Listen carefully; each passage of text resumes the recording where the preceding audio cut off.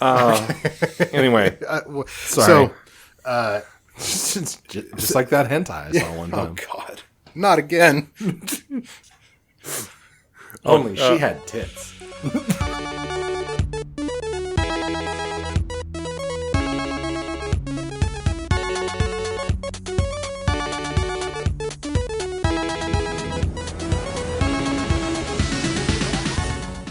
Hey everybody, Future Brent here. We're going to be finishing up our episode on 1999, and this will be released as a supplemental. So you'll still be getting your regularly scheduled episode next week on Skies of Arcadia. When we left the guys, we had just started a conversation about the music of 1999, so we'll pick back up there. I hope you all enjoy the episode. Speaking of perpetually horny, Britney Spears, big in 1999. Yeah, I was going to say, can we talk about music? Let's talk about music. We should, because there's a fuck the gaming podcast. Like, let's just talk. The top 100 at the end of 1999 top 100 releases in music. Is again unreal. I just want to list. So this is great. I found this. This is the top. It was the top 6 or 7 songs off the Billboard Top 100. And this was kind of, okay. 99 felt like the year for me where I split from the pop charts. Fair. I was like, oh, I don't really like most of this music. And I'm going to tell you the top 6 songs in the United States, 1999, Believe by Cher. No Scrubs by TLC. Oh, fuck. Kiss Me by Sixpence None the Richer. That's actually a fucking great song. That's a great song. Baby One More Time by Britney Spears. Genie in a Bottle by Christina Aguilera. And Living La Vida Loca by Ricky Martin. I wasn't listening to a lot of any of those other than Sixpence None the Richer. But Goo Goo Dolls released Dizzy Up the Girl in 98. Third Eye Blind released Blue. Fuck yeah. In 99. Jam. Vertical Horizon released Everything You Want. Oh, no shit? Yeah. Oh, good. Korn released Follow the Leader. I listened to a lot of fucking that Korn in one. 99. Yeah. We were, before the podcast started, we were talking about Filter. They released Title of Record. Bare Naked Ladies, Stunt. It's All Been Done and 1 Week were on the radio. So good. Such a good. Yeah. And this was, I think, the year I got my CD player. So if you guys are like, if you guys and gals and other pals, if you're following along at home, you may have noticed that there's a lot of. My dad got a new job in '99, and that's why all of a sudden it's like we got a PC and a 64 and a CD player, and it's like, oh, that's the year that we had more than like $20,000 a year for the first time. Almost no matter what your age, if you've heard more than about 30 seconds of any of these songs, go to Wikipedia. We're not going to list them off, but go to Wikipedia and look up the top 100 from this year. I guarantee you, no matter what your age, you have heard 10 of these. Oh, yeah, for At sure. least 10 of these. Well, fucking Third Eye Blind, they just did a Tiny Desk concert for NPR. Nice. It was fucking awesome, except he was suffering from a cold, and he had admitted that, but he wasn't feeling well. You could see he was just sweaty, but he wanted everyone to, like, eventually get behind the desk, and they were just like, no. we don't want to get us sick. It was really cool. Like, it was, yeah. But, I mean, these people are still obviously culturally relevant, too. Yeah. I listen to for Third sure. Eye Blind all the time. Hell yeah. In fact, I think as I get older, the more and more I identify with it. I actually really like some of their more recent stuff, which is like weird to say, but But it's weird, like how I fail to remember his name right now, but seeing him in music videos in 1999, and then seing him in NPR's Tiny Desk concert, God, yeah. he's like, oh, he's an adult. right. He's probably had kids and has gone through some shit. He's dealt with all that. I mean, he, Still a handsome fella. he gave Vanessa Carlton all he could. Which, Yeah, he did. good for him. Yeah, high five, bro. Yeah. Take her 1,000 miles, if you know what I mean. Was that 99? What do you mean? It's a sex thing. What's sex? It's Go into detail. Don't. So when a mommy musician and a daddy musician love each other very much, they get certain. We've got an expiration date now, Brent. Was that song 99? I feel like it was probably later though, with the piano going down. No, yeah, 1,000 Miles I think was like 2000, a couple 2001. years later. Yeah. I still love that GTA mashup where someone had a Vanessa Carlton like modded car, so it was like a girl playing a piano going like down the streets of GTA, crashing into shit while the song was playing. It was the funniest fucking thing ever. It's so good. Oh, I love the internet. Yeah, sometimes the internet is life affirming instead of soul sucking. Yeah. It doesn't happen often. Yeah. It's good when it does.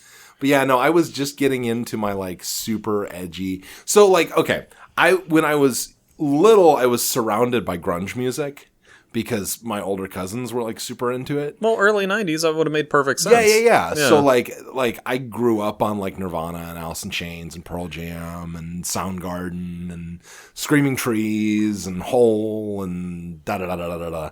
Soundgarden. Yeah. Oh God, yeah. Fuck yeah. Well, I was trying to think what year that was though, but I think they were a little later, weren't they? No, they started in the late 80s. Oh, okay, cool. All right, so I was right. Cool. Yeah, no, you're on there. But like this is like 99 is like when I was like, I'm fucking dark and edgy, man. And I started getting into like fucking Stabbing Westward and Nine Inch Nails and wearing Korn. flannel and like no, like all black, everything black. That's when I got my fingerless gloves. I thought that was college. Oh, that happened too. Oh, okay. That was the coming back. Yeah, he re-upped. Yeah, it's like I'll have that one again, please. Yeah, but that was like hipster, wasn't grunge, yeah, though. college was hipster. That was like listening to fucking oh my god, Saves the Day and no, what's the violinist that James and I used to listen to all the time? Andrew Bird, like Andrew Bird and fucking a lot of Black Keys. Which is blues, not hipster, but you know. I mean, but the crossover is there.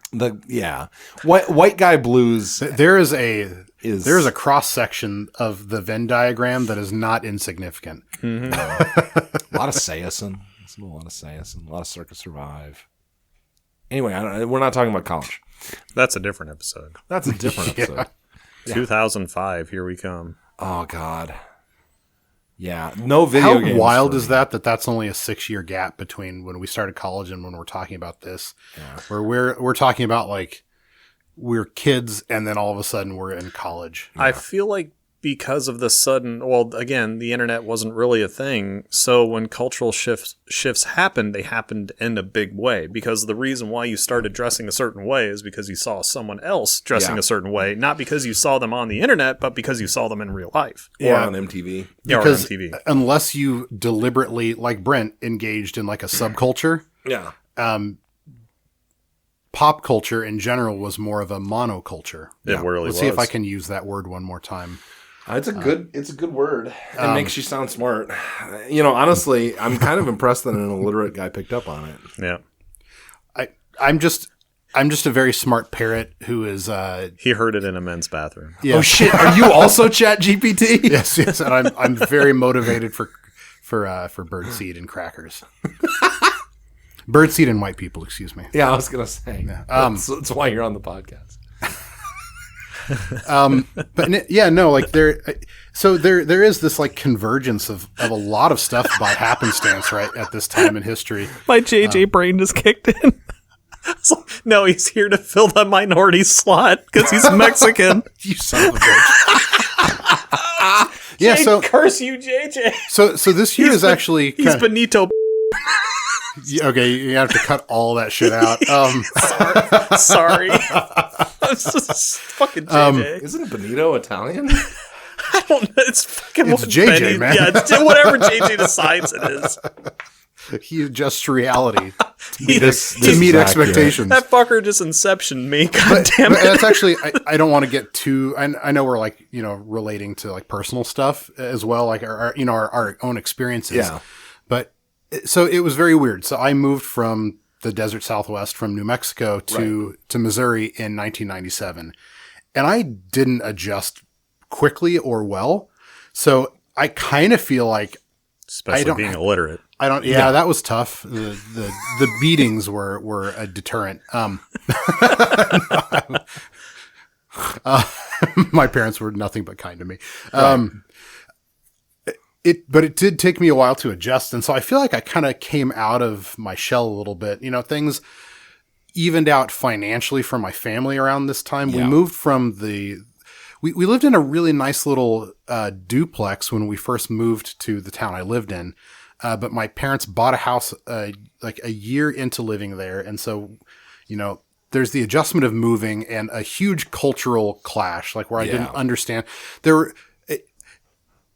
Maybe it's just me, but like there were idioms of in this area that I didn't understand. Like I didn't communicate well because like there was literally like an accent, a way of speaking that I didn't acclimate to very quickly. Oh, absolutely. So it took me a while to adjust, and then we moved, and there was a lot of upheaval for a while.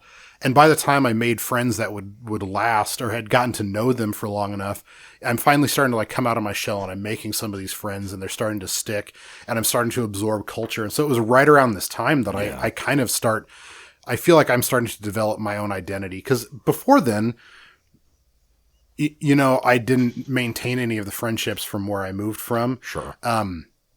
Musically, I mostly identified with the music that my parents listened to. Yeah. So I'm finally starting to like go back in time and like absorb the last decade's worth of music and start to incorporate that into my identity. Yeah. And same thing with video games. I had a Sega Genesis when we moved to Missouri, but I didn't have a lot of games. We didn't have a lot of money. And then, same thing that you're talking about. My dad got a job. That's why we moved. Right. And then, it took a while to kind of repair finances. I'm guessing. I don't have insight into that, but like all of a sudden I had more access to things. Yeah. And so I got a Nintendo 64, and then like a year and a half, I got a Dreamcast. And so like I started absorbing all of this all at once. And so it was kind of it feels like a nexus in my experience, but I think it was in general. I just, looking back, it's kind of making me think that I wasn't just the only one getting bombarded with culture and with media. Yeah. But like we were all getting it. It just felt intense to me because it was kind of like snapping back to the present a little bit, even as just a 12, 13-year-old kid. It was very bizarre. But I think like there's more subcultures anymore too. So like there's more pressure when you go to a school back in the day. Like if you weren't fucking wearing Jinko jeans or whatever, like you were an outcast and a weirdo because you weren't following what everyone else was doing. Or today it wouldn't make any fucking difference at all because kids are And if you didn't have the knowledge of how to engage with that subculture, you would always be behind the ball. So it took a while to like form those relationships and figure out how to keep up with it. Yeah. Because like back in the day, you probably didn't know how to interact with goth kids or whatever. And there wasn't, because they existed. And there weren't, but they were scary. Anymore, it's like kids are like, oh, what's up, man? And it wasn't like your eyeshadow. That's dope. We didn't have the internet. We didn't have the internet. In the same way. Like it, of course it existed, but like it didn't exist in the way to, it's both good and bad now, but like, Googling wasn't a verb yet. Yeah. Because exactly. I mean, Google barely existed. Yeah. I used lots of mama.com. It was fine. Oh, did you go to Ask Jeeves? Ask Jeeves. Rotten.com. What? All right. Hey, real quick. Two things. First off, so echoing everything you said, because I had the same kind of experience where we moved from Texas when about that same era. Yeah. And so similar kind of shit. And then where I grew up, there were two subcultures. There was the 4-H kids, and then there was the burnout meth heads who listened to metal. And so that's where I encountered like fucking Korn and Stabbing Westward and shit. Speaking of that, Kirk's experiences here don't matter because he is the child of the Korn. It's true. During this time. I also had a question for Benny, which is after going through the Genesis, the N64, and the Dreamcast, how did you adjust to controllers designed for human hands? I didn't. My hands are still broken. My hands are twisted. My bones don't work. That was good. I like that. I was like, you got the trifecta of what the fuck am I meant to do with this? You know that scene in Independence Day where they zoom in on like the alien as it's like kind of like out of it and it's like dying or whatever. Yeah. And it's like hand is just like Welcome to Earth, motherfucker. awkwardly and like gripping, and then Will Smith shoots it in the face. That's what my hands still do to this day as I try to use game controllers. Before Will Smith comes over and shoots me in the head. Yeah, exactly. Yeah. Luckily, you've got that third arm growing out of the middle of your chest, so you can use an N64 really well. Exactly. Yeah. Well, and it benefits me to have the third arm growing out of my chest because I can hold the cord for the Dreamcast controller. Get it out of the way to the front, and every time it comes unclipped from the bottom. That was okay. There's Because otherwise you've got a controller cord tickling your nuts. There's very few things that I'll ever say are just like objectively wrong. Like most things are a matter of taste, or like you just have to be there. You have to be part of the experience. The Dreamcast controller with the cord coming out of the bottom is objectively wrong. It's just not. You're correct. Not how that's supposed to work. Like what? But they had to. And it was so unfortunate because it was pretty comfortable. All other things considered, it was actually a pretty good controller, except for the umbilical connection to your belly button for some fucking reason. And they just had to make room for their fucking Game Boy butt plug. Oh my god, controller. The VMU, so good. But for all of our fan, they might have come from a time where they may not understand wired controllers. Oh god! Like today, a wired controller just means you're charging your controller because you need to charge the. I was there, Gandalf. Yeah. Also, all modern controllers, as everyone listening currently playing video games understands, that there's basically two formats. Yeah. There's basically permutations on Xbox or PlayStation. Yeah. And even this if is the way. Yeah, exactly. Like even if you play a Steam Deck or a handheld, they're all permutations of the same format. Yeah. Either inline or offset sticks, but they're all twin stick. They all have the same shoulder button formats with some variants thrown in. Long time to get there. That's what I'm getting at here is by saying that we have identified what works for almost all people now. Yes. But at the time, it was still up in the air. It was like, what's fucking Wild West? What's going to work for what do people like? Like that's how we end up with the Dreamcast with a cord that sticks out towards you instead of towards the TV or towards your console. And you have PlayStation trying to add ergonomics to it. With your Sega Genesis has a fucking boomerang. That's exactly what I was going to say. Or the Xbox Duke, which is a weapon. Like you hit someone with it, they're going down. And no one without pianist's fingers or penis fingers can play successfully on the Duke. It's too big. It's too big. Well, they had to have room for the VMU. Because it's just the Dreamcast controller again with an extra stick. It's so funny. Like they must have had some idea of like it both being novel and some functional consideration because you could still put slots for the VMU and have the cord coming out. I don't know why they chose this. I also want to point out we're talking about like mainstream controllers. There was even weirder shit than this. Mad Cats. They're still around. Oh my god, yes. Yeah. That was the controller you gave your brother. Have you guys ever seen the Virtual Boy? And one of the buttons stuck right out of the box. Oh yeah. One of have those you guys already seen broken. the Virtual Boy controller that had two D-pads and had a D-pad on each side? And then there was the fucking the Atari Jaguar, which was their competitor to the PlayStation, that had a full fat fucking numpad on the bottom. And I'm just like, but why, Atari? They were figuring it out. It took time. Exactly. I mean, even we give the N64 a lot of shit, but it's like they were trying to figure out ergonomically how to make something comfortable. And I will say some of the curves, some of the ergonomics of how the controller fits your hand persist from the N64 to this day. I still think the Xbox, today, the modern Xbox controller is the best. PlayStation, if they would just make those little, like the handle parts just a little bit longer. Yeah. But I have giant American paws, and that's meant for, that's made in Japan. Those, not knocking Japanese people, but they're smaller. Yeah. So it makes sense for them. It doesn't make sense for...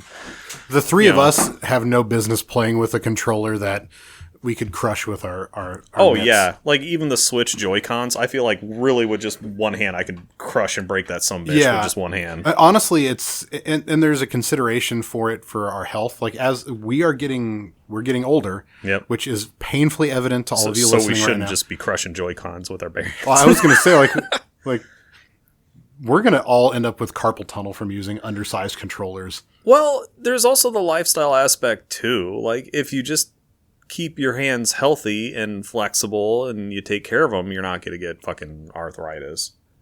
I mean, that's definitely part of it, Yeah. but like when the controller forces you into a non-ergonomic position for Yes. hours at a time, You're right. You don't have a choice. In fact, that's why I buy, like I have third-party, exclusively like dockable Switch, control Joy-Cons that are much bigger. They're oversized for my Yes. Switch because they're so much more comfortable. That's one of the first things I did when I bought my Switch was get like the clip-on thing. So Yeah. I had somewhere to put the big, palms of my hands that can Exactly. grip on something because I have giant American paws. I'm not a tiny Japanese person or a child. Right. But also, quick segue, I hate the Steam Deck controllers. Or the Steam Deck, like where they position. Like I understand you need that little weird kind of touch mouse pad thing, but where they placed all of it's wrong. And then I hate how it's angled down. It's like in this shape, like a V, and it should not be that way. It's hard to like. Then I'm holding like this. I don't want to hold like this. I know all of our fan can't see it. But if you were to see a Steam Deck, you'll know what I'm talking about. It's more in a V shape, and it should not be in a V shape. It should be more in like a W, where it sticks out, not in. I have like not the new spent. Xbox Ally handheld. I have not. No, we spent a were lot of talking about this. I was talking about the Steam Deck. How I've been not playing it and I hate it. I have not spent a lot of time with a Steam Deck. I would really like to get one because I've been trying to kind of switch switch how I spend my time. And spend more time with my family, but I also it's been pulling me away from gaming. I really want a Steam Deck so that I can kind of meet in the middle a little bit. But when you walked away, spoiler alert, Brent kind of departed from us for a minute there. I paid. He went pee-pee. And we were talking about ergonomics and like the long-term impacts of controller design because it's super fun to talk about that for people listening. But anyway, just like because '90s it was kind of the melting pot. Like, yeah, them I mean figuring at it the out, at the time it was just the great experiment sort of. Now we have better ideas and we have to, and it's expressed in the flattening of the landscape now into really like two formats. And honestly, more or less. I mean, they're all very, very similar. Like Valve is one of the few that's like trying new stuff with like the touch pads but it's for the best because at the time, like there were as many variants on controllers as there were consoles or as there were platforms. I mean, and this would continue after this. The arguably PlayStation and Xbox set the standards with their first releases, but Nintendo, the fucking because GameCube. Nintendo was kind of forced to. Although, no, I mean, I'm kind of wrong. Because the Wii set a new standard too for motion control. So things didn't really flatten until we come to the Switch, where it's essentially a detachable 2-part Xbox controller. Yeah. And even it's funny, the Nintendo Switch Pro controller is basically an Xbox controller. Well, that's exactly what I mean. Yeah. Because the GameCube is an entirely different controller than the N64. Truth. Yeah, it goes back to the ergonomics of just trying to figure it out because we all remember playing an original NES. It was just a rectangle. It was a fucking ergonomics wasn't even probably a fucking word back in that day. Even with better quality, like modern recreations, like replicas of N64 controllers, if you want to emulate GoldenEye, which came out this year, good fucking luck. Have fun with the kinds of twitch control and like the kind of fine control that we expect from games now. Yeah. And apply that retroactively. Have you guys seen 8-Bit Do? They're doing it in partnership with Analog for the FPGA N64 that they're making. But have you seen the 8-Bit Do new N64 controller that they've come out with? No. It's Xbox layout, stick, or no, it's PlayStation layout, but it's stick and D-pad on the left, 6 face buttons on the right, and another stick on the right too. Triggers and Another stick on the right Nope. too. No, because it's 4 N64 games. Yeah, okay. Right. Which only had the one. Yeah. And it's like, and I'm like, I want it so bad because trying to play N64 games with a modern controller and mapping the right stick to the C buttons is just, it doesn't work well. Really? I don't when I did it, with like it, when I played Ocarina of Time, it made playing the Ocarina a lot faster. I just used that right thumbstick, just and I'm like, I'm done. Cool. It worked in my brain, but I get the frustration. No, it's just I don't know. Like it works, but I get a lot of missed inputs. Okay. On that. Like you hit a diagonal. I'm guessing. Yeah, exactly. Okay. And then it's like, oh, you hit both C up and C right. Right. And you know what I mean? Okay. And so I have a replica USB N64 controller for emulating N64 games. Of course you would. But I'm like, Fucking I hate you really want sometimes. to replace it with this new 8-bit because it's like, that looks sexy as hell. In '99, you had games like Siphon Filter, which I really think solidified the third person, like specifically third person over the shoulder shooter. Because at the time, I mean, you may have had Metal Gear Solid, but the camera angle would change. Over the shoulder boulder shooter. Yeah.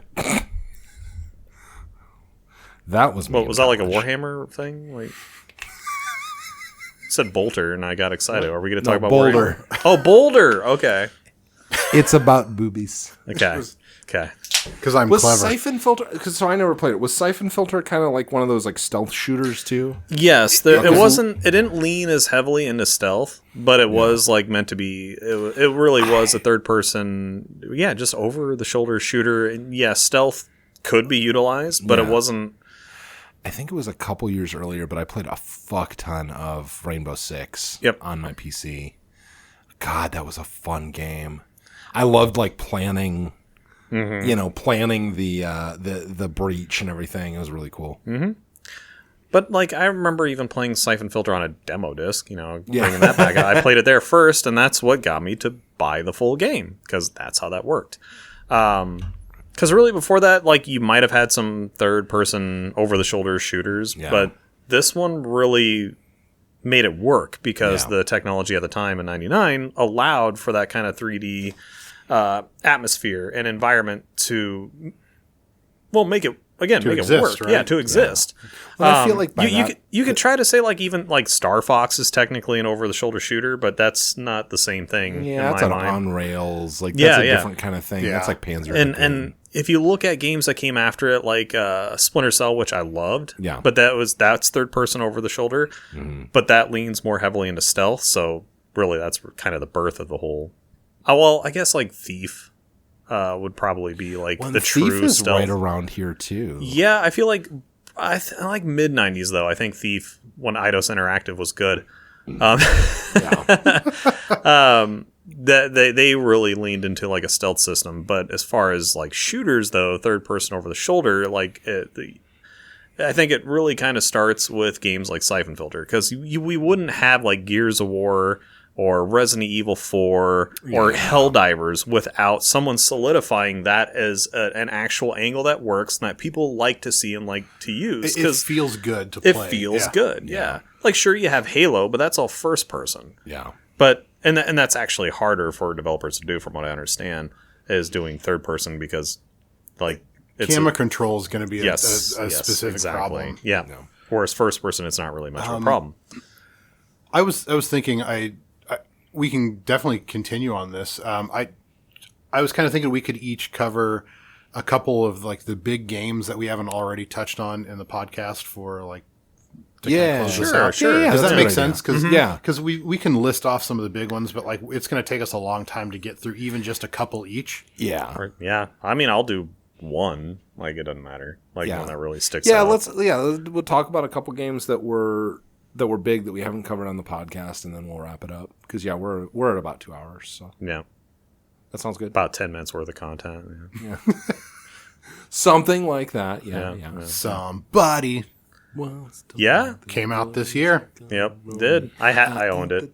Sadly, I did. There's nothing wrong with Smash Mouth. I don't understand the hate. This is going to be like Nickelback or like Guy Fieri, and people are like 20 years going to be like, why did I don't know why they're not doing it now, but like people are going to be like, why did we hate Smash Mouth? I bought that album of Smash Mouth and Sugar Ray's Floored because that was the album that came out. I bought both of them at the same time that year. Someday is a great song. It is. I don't really care. Good. It's great.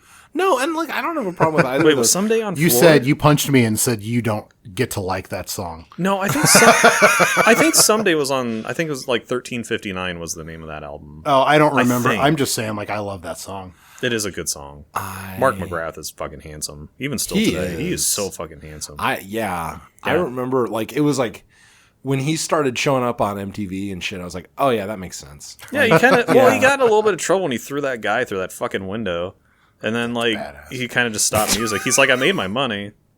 Well, I think someone was giving him shit, probably thinking he was a pretty boy, but Mark McGrath, he don't fuck around. No, He'll beat the shit out of you. And he proved it. They were like a fucking hard rock act at first, and then that's why everybody was like, oh, they sold out. I was like, oh man, doing a job that gets you lots of money and also fame and people like you more.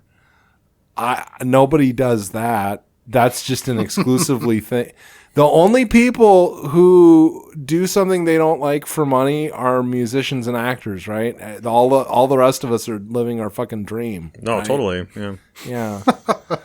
That's totally not a fucking 14-year-old's view of the world. Right. Ugh. It powered exclusively by envy. Yeah. God damn, I am going to listen to Someday after this. Yeah. All right. Kirk, list some games that you liked from 99 for our amusement that we haven't talked about already. Show us your listicles. This one, you wouldn't think I would actually bring this one up. What's your listicle? Yeah, show us your listicle.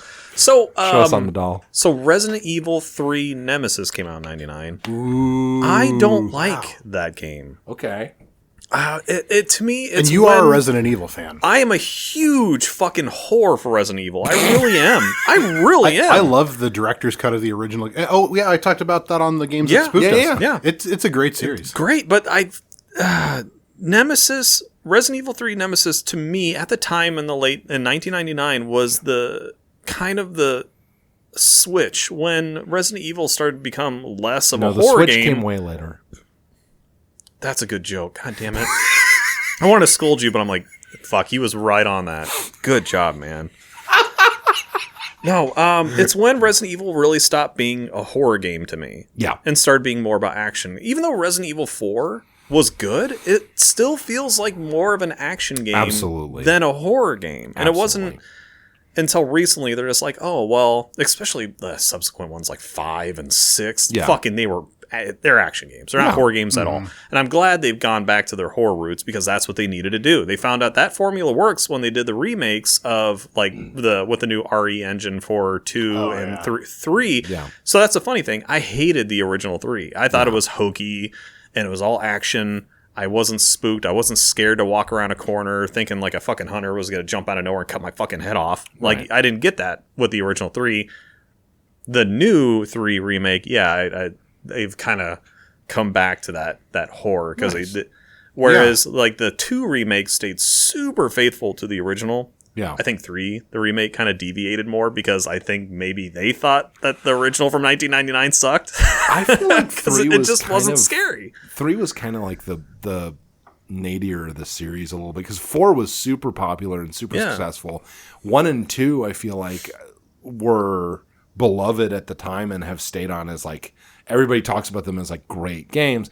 3, I feel like, is the one that kind of is like the redheaded stepchild of that first. You're correct. Yeah, it's just it was such a deviation from the horror roots that makes the game what it is.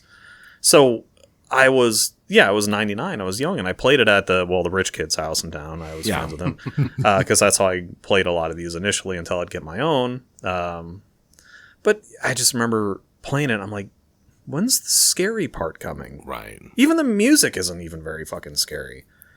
Like Resident Evil 2, there's like moments that are ingrained in everyone's head. Like the first time you come across a liquor and that whole horrible CGI scene. But like they were actively showing a huge danger. And those things are big problems. Yeah. And Resident Evil 3, it was like this, I don't know. Like, nothing was singled out as, like, a big bad, besides Nemesis himself. everything else was just zombies. Yeah. Like, okay, that's fine, but like build up that tension. Build up that horror. Absolutely. Like, give me the atmosphere. That game failed really hard as far as atmosphere. Well, and it's funny because and a good horror game is all atmosphere. Yes. Right. Like that's 90% of and anticipation. Yeah. Playing modern games like Dead Space, I shit myself in a room with no enemies because I'm just so scared of the environment. I think something's going to come at me at any second, which is the exact opposite of what Resident Evil 3 had back in 1999. And I think that there's a divergence too. Like with the original Resident Evil, it's not just horror, but it's survival horror because you have the atmosphere, but you also have the mechanics that play out on scarcity, which makes you more hesitant because not only is it going to be scary in the immediacy of the moment, but it's also going to deprive you of resources if you don't handle it well. Like, should I waste ammo on the zombie now? But then I may run out of bullets for something later. Yeah. So, action horror is how I categorize Dead Space, but like the survival horror has always been the roots of Resident Evil as far as I look at it. And I think that's really where it excelled, like you said. Yep. But 3 back in 1999 just didn't have any of that. Yeah. The one that I wanted to talk about a little bit, and I know I've mentioned it. One quick little thing on Resident Evil. I still own my original PlayStation Resident Evil 2 DualShock Edition, both discs, Leon and Claire. It's still in my basement to this day. It's the original one I bought. It's not like I lost it in the No, it's my original one from back in, 97 or 98 when that one came. I still have it to this day because it's so close to my heart. So it was really disappointing when Resident Evil 3 fell so hard on its face. I still have my Resident Evil Director's Cut disc. Nice. But I'm sorry, Brent. Go on. No, you're fine.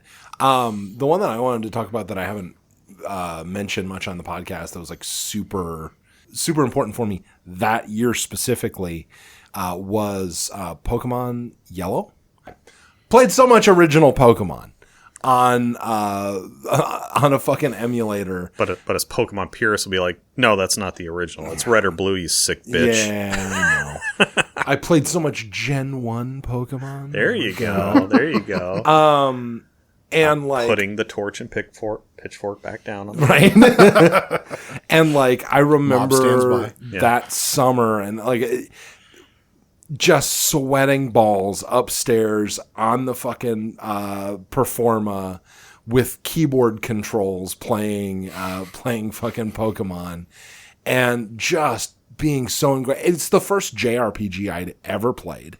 It felt so different from anything else that I'd ever played up to that point, and just getting absolutely engrossed in it. It's also, this is just a point that I want to make. I see people all the time when Switch emulation gets like attacked or taken down.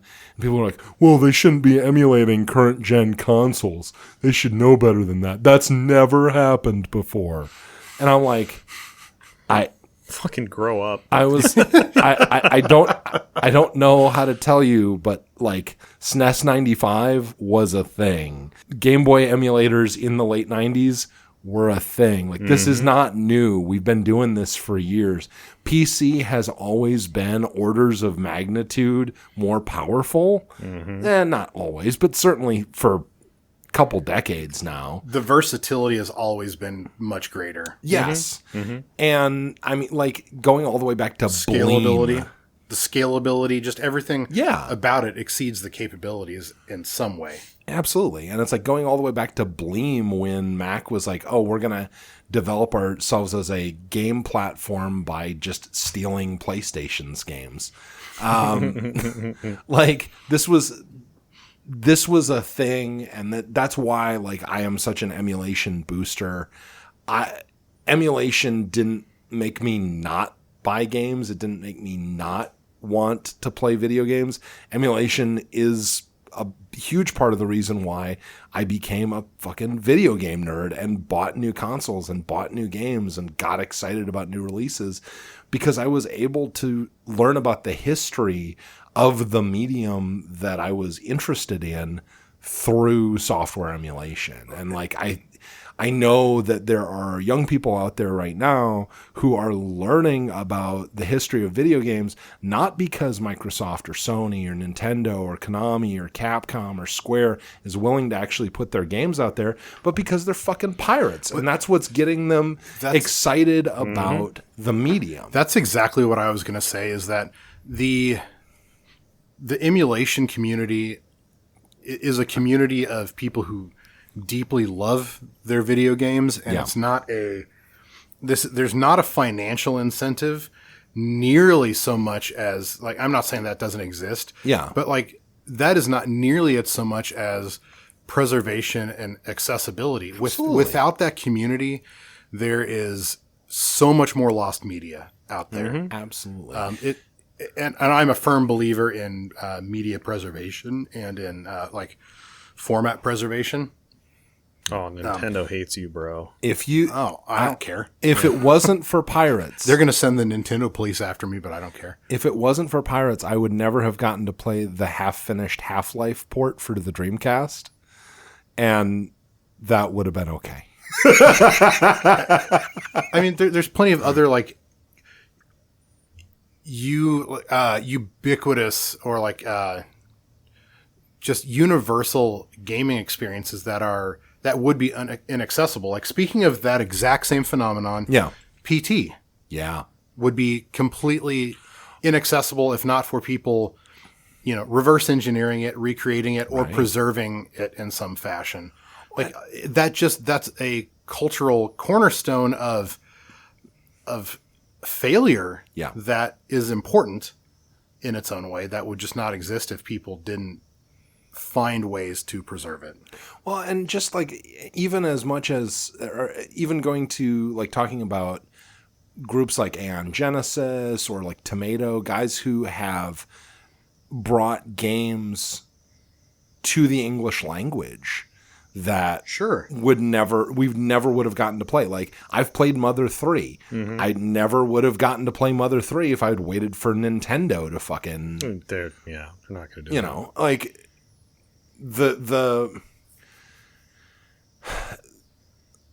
I guess what I'm saying is my favorite game of 1999 that we haven't talked about is one I stole. Thank you. Good night.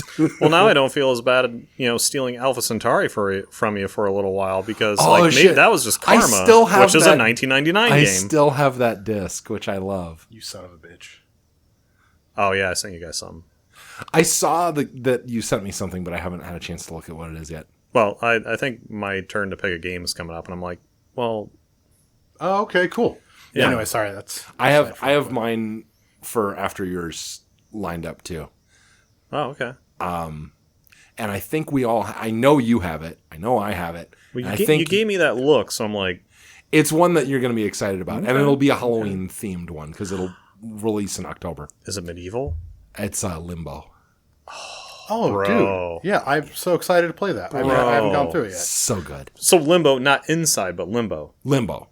I think the original classic Limbo. Gotcha. I think I actually own both of that. them, because one is the continuation of, or is like a spiritual successor of the other. It's the same people. Same developer. Yeah. I've seen same it played. style, It's just a beautiful game. Yeah.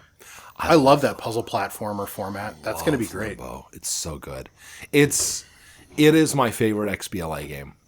Or Super Meat Boy. Castle Crashers. Castle Crashers is fucking... That new DLC is so fucking Did you fun. get it? Yeah. Yeah. Dude, some of the community shit is so fucking crazy. So cool. One character is literally just a bottle of ranch dressing. I'm like, fuck, that is awesome. Someone made like Abraham Lincoln. It's so cool. I love Castle Crashers. I'm loving all the crazy shit the community is coming up with. That's a game that's 17 fucking years old. I remember sitting on your couch in a fucking college dorm playing Castle Crashers, and having so much fun. So fun. It's just such a simple formula with a lot of humor, amazing artwork.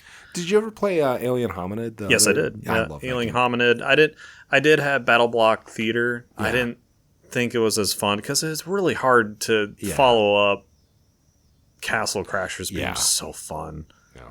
Alien Hominid is the best Metal Slug game that we've gotten in decades. All right, Benny. I will get through a handful here in quick dismount because I don't need to linger on any of them. But I wanted to talk about a couple of JRPGs, but I think I want to talk about Age of Empires 2 first, which is what you mentioned. Such a good game. And I don't think it bears a lot of talking about in general because it's pretty ubiquitous. It's the archetype of like the perfect RTS for a lot of people, depending on your flavor. If you're talking about Civ or something like that. No, you're right because they keep remaking it. So it's as far as I can think. I think it might be the longest lived, like actively developed and actively maintained RTS ever. It's got to be at this point, right? Like if you were an RTS fan, you were eating good in this era too, because StarCraft was so good, and Command and Conquer, and even to this day, they're shimming it and patching it for modern operating systems. You can buy, they just recently in the last year or two did it's like an overhauled, remastered version of it. Like this game has infinite keeping power. Like it just keeps staying power. It just keeps going. And that's because it's great. It's so well balanced. It's pretty. Yeah, I've bought it a couple times over the years. It's also important to me a little bit because it is one of the ways that I was able to like bond like parentally. Like I bonded with my mom because my mom was actually really good at Age of Empires 2. That's awesome. So she actually played more of it than I did. I liked a lot of the other RTS games. Of course, we covered Empire Earth and some of these others, Age of Mythology. But Age of Empires 2 is just the gold standard. Yeah, Sierra hit their peak, and I don't think they've crested again since that. No, it's probably their. But it's got to be their crowning achievement. Like some of the other Fear. Remember, the original Fear was also Sierra. Yeah, but Fear's not as ubiquitous though. Like Age of Empires is, and it like I said, it has all of its ripples have continued carrying out and creating new ripples throughout the industry. So it's just a huge game, and it's great. It's a very fun game to play. You can get into it at any expertise level. Like if you've never played an RTS game, it's accessible. If you are a hardcore RTS player, well, let's be honest, if you are that already, then you don't need me to tell you anything about this game. But if you've never played an RTS, but the idea of it, like if you Google it and you think the idea of it looks fun, it's accessible. It's silly. You can do the construction mode and like build maps and do like silly army versus army matches. There's a ton of third party, or not third party, but like there's DLC. There's also community content for it. Yeah. So it's just worth mentioning because it's a huge game from the time period. And if you haven't watched a high level AoE2 tournament, do yourself a favor and get on YouTube. The level of play that people are at, which I mean, it makes sense. They've been playing for 20 years. But the level of play that people are at is absolutely fucking crazy. Yeah. I love that game so much. I'm so glad you mentioned it because it was a huge one for me as well. I'm so good. So good. I would always play as the Vikings and I'd always get my shit rocked. But it's such a good game. All right, please talk about JRPGs so that we can talk about another JRPG. And like I said, my goal is to dismount quick. Yeah. So, baby.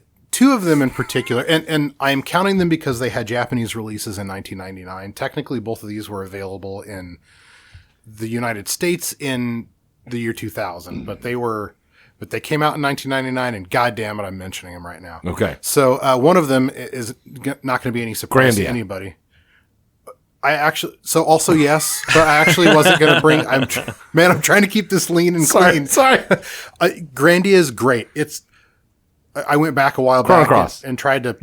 I'll kill you. Chrono Cross is the one I was going to start with. Okay. But Grandia is great if you like JRPGs that are hard but cute and fun and very good, especially from this time period. Pick up Grandia. It's fun. Or emulate it. Emulate it. You're not going to find it anywhere. Please don't buy a disc of Grandia. I just send you a picture on Discord. It's just me holding the disc. I don't know what to do with this. What you're going to get back is an apology for spending $200 on a PlayStation game. Jesus Christ. Or whatever they're calling, or whatever they're asking for it now. But no, Chrono Cross, the very loosely tied in, but absolutely, Chrono Trigger related title for the PlayStation 1. Best soundtrack with a game attached ever. It is a very good game. And not everybody likes it. I actually have never beaten it, but it's a great game. And I think it's notable mostly for me because I love the tie-in, and like you even have like, I think like Lavos is in the intro sequence somewhere, and like the combat is fun. Yeah. It's like the battle system is very interesting. I'm one of those freaks that likes Chrono Cross more than Chrono Trigger. What? I don't think that's wrong. I think you're broken I do. inside, but I think that Chrono Cross is a great game. I have no problems with it. So I wanted to mention it. Like if you're getting into JRPGs for the first time from this era, Chrono Cross is one you have to start on, or you have to touch on. Do that. You don't like Chrono Cross at all? Don't do that. Do something else. Play anything else. Almost anything else. I mean, there are other. It's a great soundtrack. Such a good soundtrack. I don't know. I like playing it. I think it's fun. You are absolutely entitled to your opinion. Just don't tell these poor impressionable people to start with Chrono Cross. Well, I hope you're not going to enjoy I hope you're not going to take too much umbrage with my next pick then, which was going to be Legend of Dragoon. Ooh, that's a fun game. Okay. And Kirk, have you played that one? No. Another JRPG from the same era, PlayStation JRPG. I'm kind of surprised you haven't played it. I can visualize the cover. Like I absolutely know the game. I just probably even saw other people play it. I just never played it myself. So this is the reference that I was going to make earlier when I brought up Clair Obscur. Okay. I wonder. I want to look into if there's actually a direct reference, or not reference, but like an influence. But it's one of the first times that I can specifically remember well, I guess we actually talked about it with like Final Fantasy VI and some of these other games, but like action and like quick time event inclusion in the battle system of a JRPG. Legend of Dragoon makes it a critical and key part of the battle. It's not an optional thing. It's not a Super Mario RPG. I have not played that in a long time. Fuck that game. But it's got an action element to it because it's got the ping pong mechanics. But it's definitely got in this case, it's very much like a rhythm game kind of thing. But that kind of, but I think of, especially in terms of like the genre, the feel, of the overall, yes, Brent is definitely feeling, the overall experience is like of a quick time event is linked to your attacks. Yeah. And in like a very JRPG style, high fantasy kind of environment. So I immediately thought of that game when I started playing Clair Obscur. I was like, oh, this reminds me very strongly of Legend of Dragoon. I actually have yet to go back and replay it since it's not been that long since I started playing Expedition 33. Yeah. But I mean, I wanted to mention it because it did feel like, if we want to include things like any of the Final Fantasy series or Super Mario RPG in these, we haven't touched on this mechanic for a while in my memory. Like I can't think of another game in the JRPG space that has used that mechanic for a long time. And no game, as far as I can remember, uses like a dodge mechanic the way Clair Obscur does. Yeah, that was something that I was noticing when I was watching people. It's absolutely a roguelite kind of approach, like specifically like FromSoft, like a Souls. Yes, absolutely a Souls type dodge mechanic where like your timing. It's absolutely a rhythm game, and trapped in You've unsold mechanics. me on it. Fair. I mean, I was gonna say, I'm so bad at those though. And I mean, I will give it this. If you like Souls games, you will like the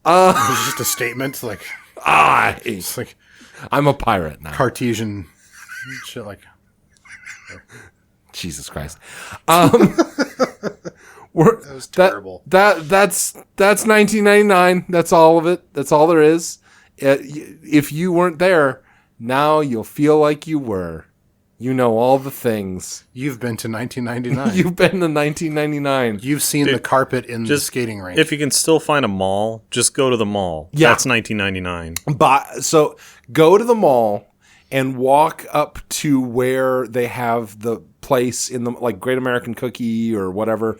There'll be a place where you can buy a giant cookie cake and walk up to it and look at it and then have an older man tell you can't have some. And that'll be 1999. It's exactly like that.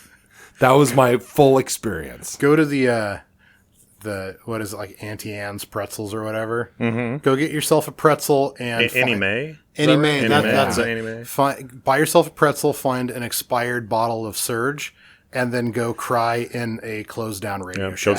go get your ears pierced at Claire's. Yeah, and then but you have to end it. You have to end it by crying in a Radio Shack. Yes.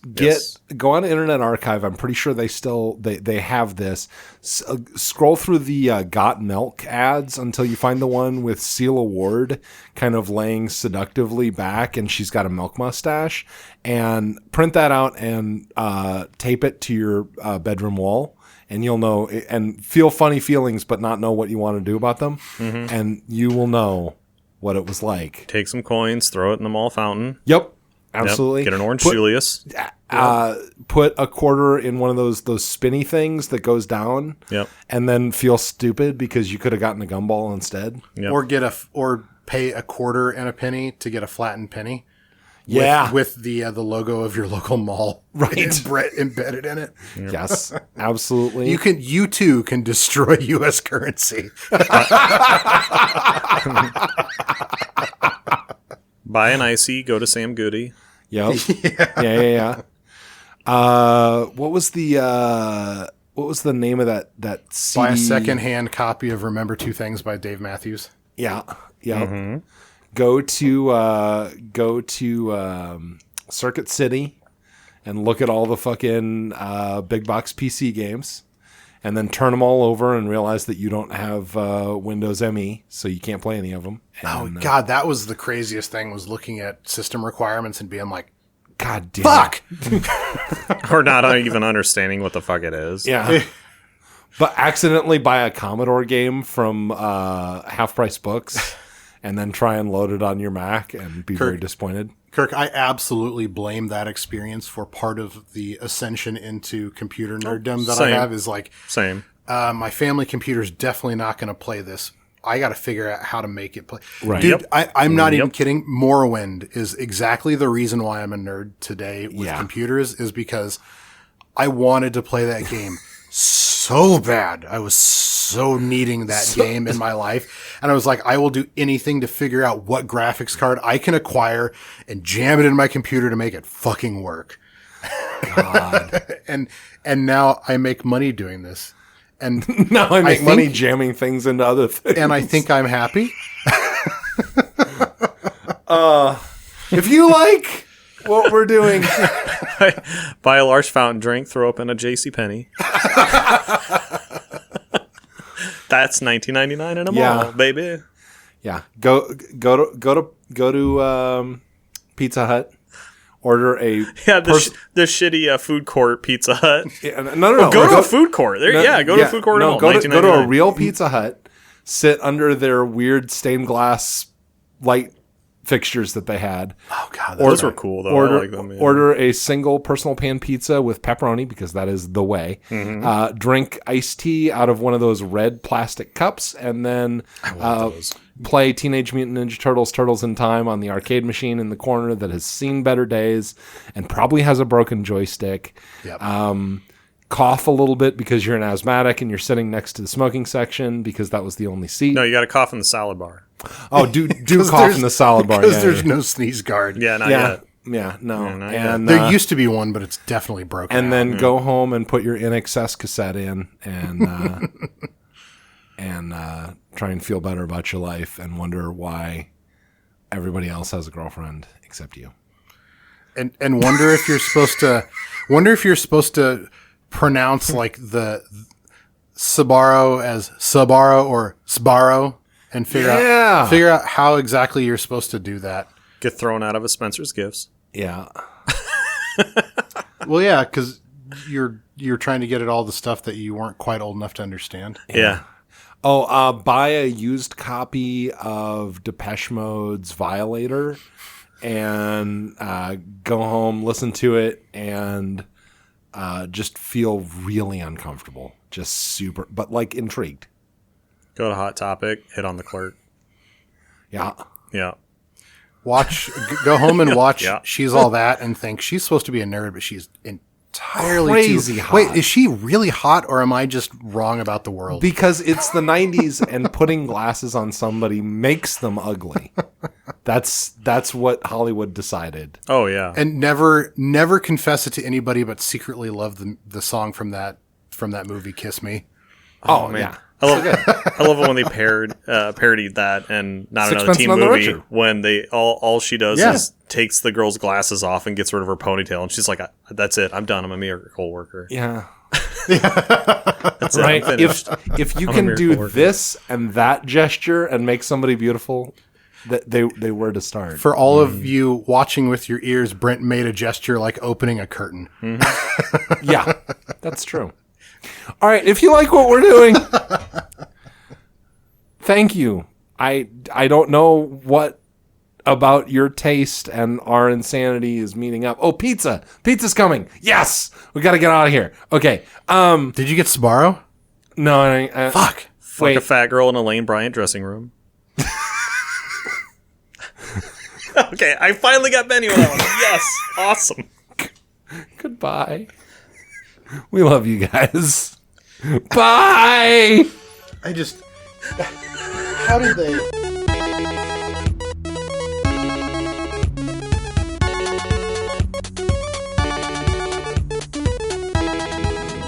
Cut out, we were just chatting, because I'm going to talk about a couple JRPGs, and I figured you'd have some thoughts or some opinions, so... I don't think. Well, He doesn't have opinions. you just smack the buttons with your penis. I do. I like watch. Yeah. Yeah, you're never going back to that arcade. Yeah. Oh. We left a fucking mushroom. Joke's on you, I was playing DDR.